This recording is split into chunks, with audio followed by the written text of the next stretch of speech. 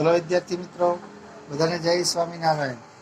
હવે આપણે છેલ્લે વ્યતિકરણમાં સહાયક અને વિનાશક વ્યતિકરણ સંપાદનના સિદ્ધાંત ઉપરથી આપણે જોયું, બરાબર। હવે આપણે આગળ જઈએ। જો બે ઉદ્ગમો વચ્ચે કલાનો તફાવત 2n પાઈ n+1/λ હોય ત્યારે વ્યતિકરણ વિશે આપણે વાત કરી। હવે જો બે ઉદ્ગમો વચ્ચે કલાનો તફાવત 5 જેટલો હોય, બરાબર, તો તે બિંદુ પાસે આપણે તીવ્રતા આપણે મેળવીએ। તો પ્રશ્ન આપણે બે ઉદ્ગમો માટે એટલે કે બે ઉદ્ગમો થી કોઈ બિંદુ પાસે એટલે બે જુદા જુદા તરંગના ઉદ્ગમો હોય એમાંથી ઉત્પન્ન થયેલા તરંગો કોઈ બિંદુ પાસે સંપાત થાય ત્યારે તેનો પદ તફાવત, કોઈ બિંદુ પાસે પદ તફાવત 5 જેટલો હોય તો તે બિંદુ પાસેની તીવ્રતા, તો તે બિંદુ પાસેની તીવ્રતા પરિણામી તીવ્રતા પણ કહેવાય, બરાબર। એના વિશે આપણે જોઈએ। તો જો આગળ આપણે y1 અને y2 S1 અને S2 આવા બે જુદા જુદા ઉદ્ગમો જોઈએ અને કોઈ બિંદુ પાસે તરંગો સંપાત થાય, બરાબર, ત્યાં આગળ આપણે પરિણામી સ્થાનાંતર મેળવવું હોય તો આ હકીકત આપણે અહીં આકૃતિમાં દર્શાવીએ આ પ્રમાણે જો, બરાબર। તો આ y છે, આ આપણું એક ઉદ્ગમ S1, આ બીજું ઉદ્ગમ S2, બરાબર। તો ચલો જો પહેલા ઉદ્ગમમાંથી ઉત્પન્ન થયેલા તરંગ ઉત્પન્ન કરેલ તરંગો, પહેલું તરંગ, આ બીજું તરંગ, બરાબર, એ રીતે આ ત્રીજું તરંગ, એમ આપણે આ ત્રીજું તરંગ આમ લખીએ કાંઈ એટલે n બરાબર 1, n બરાબર 2, n બરાબર 3 આવી રીતે આપણે લખી શકીએ। એ રીતે બીજા ઉદ્ગમ વડે ઉત્પન્ન થયેલા તરંગો એના માટે આ એક, આ બીજું અને આ ત્રીજું આમ આપણે તરંગો લઈ શકીએ, બરાબર। તો એ અધો દિશામાં છે એટલે n બરાબર -1, n બરાબર -2, n બરાબર -3 વગેરે આપણે આમ નામ આપી શકાય। તો હવે અહીંયા આગળ સમાન કળામાં હોય એવા બિંદુઓ તો આ પ્રમાણે જુદા જુદા બિંદુ પાસે આપણે તીવ્રતા કેટલી હોય એ આપણે મેળવવી છે, બરાબર। તો ધારો કે આ જી બિંદુ, બરાબર, જી બિંદુ પાસે તીવ્રતા જી બિંદુ પાસે તફાવત કેટલો હશે 1.5λ જેટલો।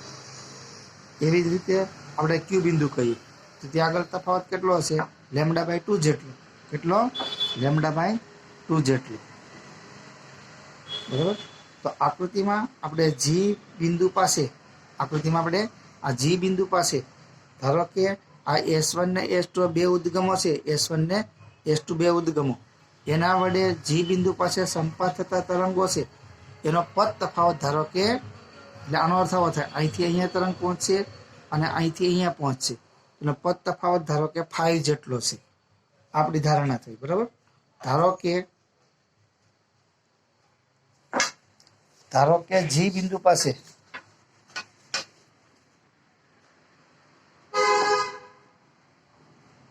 બે ઉદ્ગમોમાંથી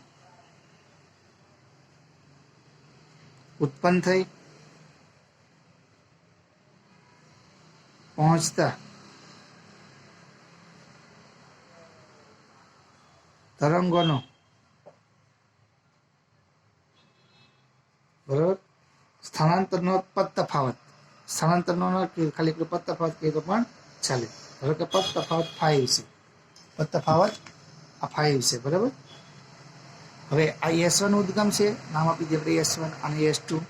હવે S1 ઉદ્ગમ છે તેમાંથી ઉત્પન્ન થયેલા તરંગને, બરાબર, જી બિંદુ આગળ પહોંચે ત્યારે કાપેલું અંતર કેટલું S1G જેટલું, કેટલું S1G જેટલું, એટલે S1 ને કારણે જી બિંદુ પાસે સ્થાનાંતર આપણે લખીએ તો આપણે આ પ્રમાણે લખાય y = a cos ωt, જ્યાં ઓમેગા ટી એ y1 જેટલો અંતર કાપી ઉદ્ગમ S1 માંથી તરંગ પહોંચે ત્યારે એના દોલનની કળા છે.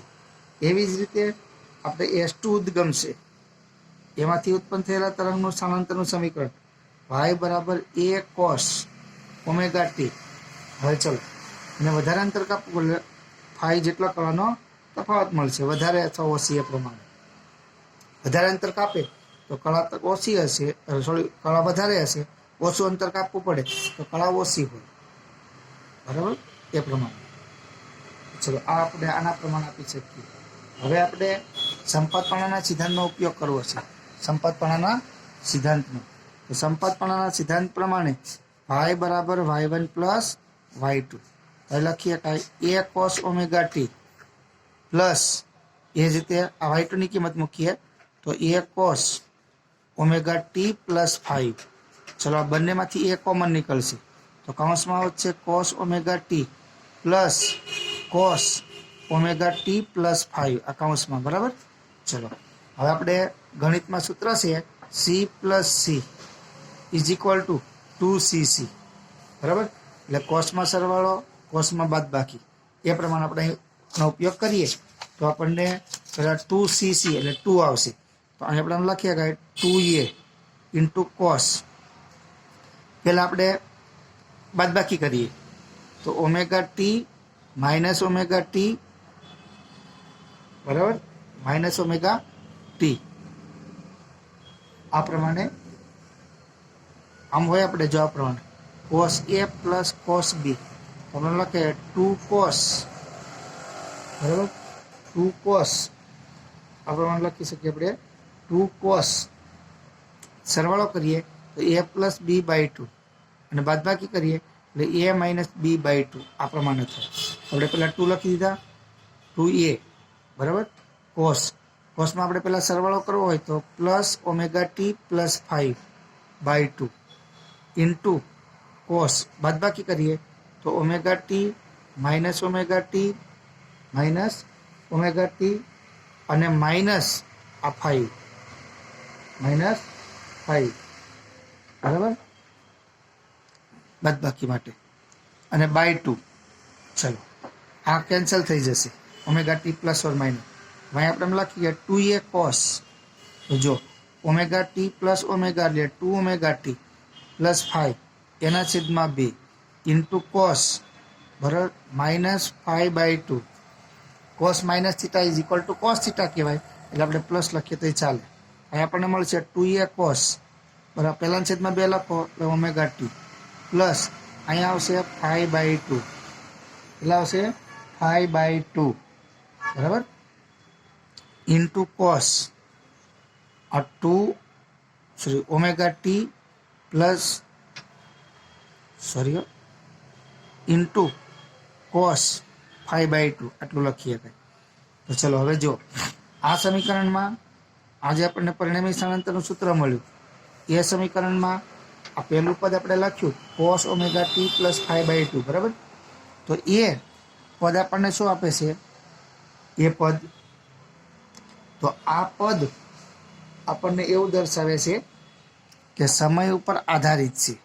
આ સમય ઉપર આધારિત છે, બરાબર? તો સમયથી સ્વતંત્ર હોય એવું પદ કયું છે? Cos 5 by 2. તો 2a કોસ 5 બાય 2 એ અચળ છે. તો કંપ વિસ્તાર એને આપણે તરંગનો કંપ વિસ્તાર કહેવાય. તો આપણે પહેલાં લખીએ તો 2a cos 5 by 2 into cos omega t plus 5 by 2. હવે જ્યાં માઇનસ છે પણ પ્લસ કેમ લખ્યું? તો cos minus theta is equal to cos theta, આનો ઉપયોગ કર્યો, બરાબર? તો હવે જુઓ તો આમાંથી આગળનો ભાગ કંપ વિસ્તાર, આટલો ભાગ છે કંપ વિસ્તાર દર્શાવે છે, કંપ વિસ્તાર. આપણે આમ લખીએ કે આ તરંગનો કંપ વિસ્તાર ઇઝ ઇક્વલ ટુ આ 2a કોસ 5 બાય 2. આ સમય ઉપર આધારિત છે એટલે સતત બદલાતું હોય, એટલે વધારે ઘટતું હોય વધતું હોય એ પ્રમાણે. પણ આ તો મહત્તમ સ્થાનાંતર માટે સમયથી સ્વતંત્ર લેવાય આ પદ, આ કંપ વિસ્તારથી. આપણે જાણીએ છીએ તરંગની તીવ્રતા I એ કંપ વિસ્તારના વર્ગના સમપ્રમાણમાં હોય, કંપ વિસ્તારના વર્ગના સમપ્રમાણમાં. તો 2a કોસ 5 બાય 2 એનો વર્ગ થશે. તો તો 2 નો વર્ગ કેટલો થાય 4 IA સ્ક્વેર આ cos સ્ક્વેર આ 5/2 I ઇઝ ઇક્વલ ટુ પણ આપણે જાણીએ છીએ I is equal two 4IA square આગળ આપણે થિયરીમાં ભણી ગયા એને આપણે શું કીધું I0 બરાબર તો આમ આપણે લખી શકીએ આટલા ઉપરથી આ 4I0 ઇન્ટુ cos સ્ક્વેર 5/2 તો આ આપણને સૂત્ર મળ્યું હવે આ સમીકરણનો ઉપયોગ કરી પરિણામી તીવ્રતા આપણે મેળવી શકીએ કોઈ પણ બિંદુ પાસેની પરિણામી તીવ્રતા મેળવી શકાય હવે જો આ સમીકરણનું પાલન આ જી બિંદુ પાસે આપણે લખીએ કઈ જો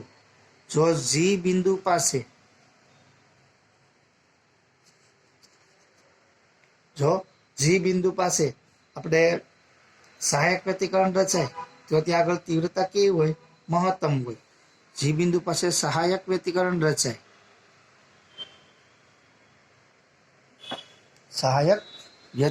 રચાય તો તીવ્રતા કેવી હશે મહત્તમ તીવ્રતા કેટલી છે તો 4I0 જેટલી કેટલી 4I0 જેટલી એટલે આ પદ છે એ પદ cos સ્ક્વેર 5/2 બરાબર એનું મૂલ્ય 1 થવું જોઈએ એ 1 થવા માટે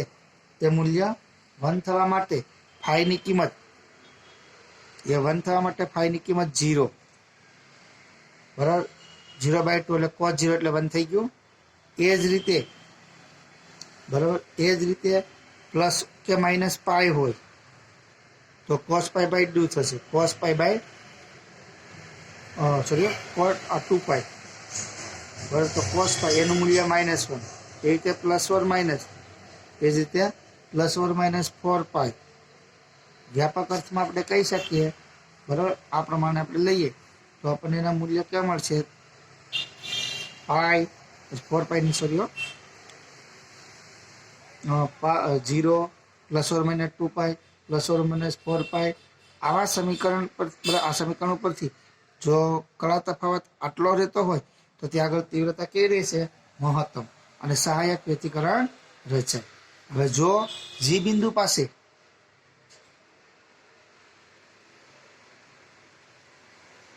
વિનાશક વ્યતિકરણ રચાતું હોય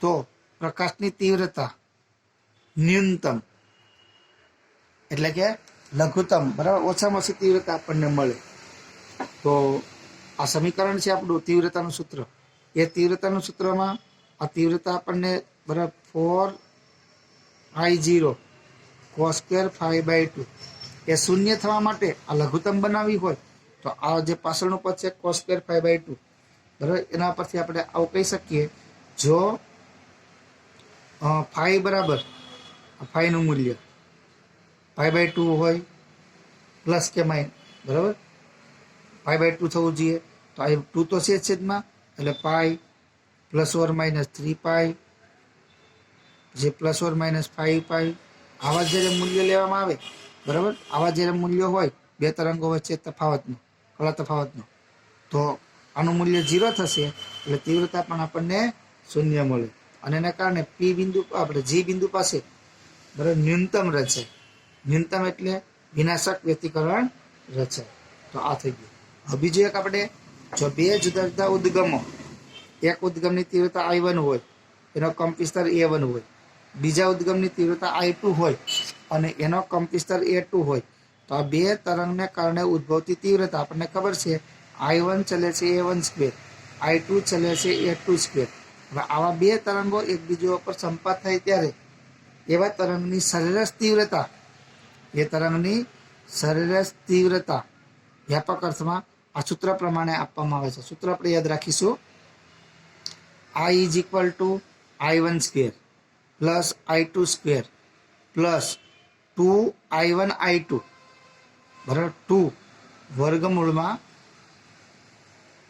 I1 I2 બરાબર cos 5 જે 5 એ બે ઉદ્ગમના દોલનોની કળાનો તફાવત છે આ સૂત્ર પ્રમાણે સરેરાશ તીવ્રતા આપવામાં આવે છે આ સૂત્ર સાબિત કરવાની આપણે જરૂર નથી કદાચ MCQમાં કે જરૂર પડે તો કામ આવે યાદ રાખજો A1 ને A2 કંપ વિસ્તારવાળા તરંગો ઉત્પન્ન કરતા બે ઉદ્ગમો ની તીવ્રતાઓ I1 ને I2 હોય તો બંને તરંગો કોઈ બિંદુ આગળ સંપાત થાય ત્યારે તે બિંદુ પાસે સરેરાશ તીવ્રતા કેટલી હોય તો સૂત્ર પ્રમાણે આપણે આપી શકાય I is equal two I1 square plus I2 square plus 2 વર્ગમૂળમાં I1 I2 cos 5 બરાબર. I1 એટલે પેલા ઉદ્ગમની તીવ્રતા, I2 એટલે બીજા ઉદ્ગમની તીવ્રતા, I એટલે બંને ઉદ્ગમની સરેરાશ તીવ્રતા.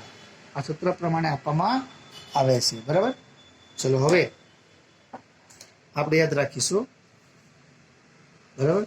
હવે સુસંબદ્ધ અને અસુસંબદ્ધ ઉદ્ગમો માંથી ઉત્પન્ન થતા તરંગો સંપાત બિંદુ આગળની તીવ્રતા આપણે એની વાત કરીશું. તો આપણે આગળ બધું જોઈ ગયા છીએ, એનો આપણે ઉપયોગ કરી અને આપણે આગળ લઈશું. બરાબર. અહીં સુધી રાખીએ. બોલો જય સ્વામિનારાયણ.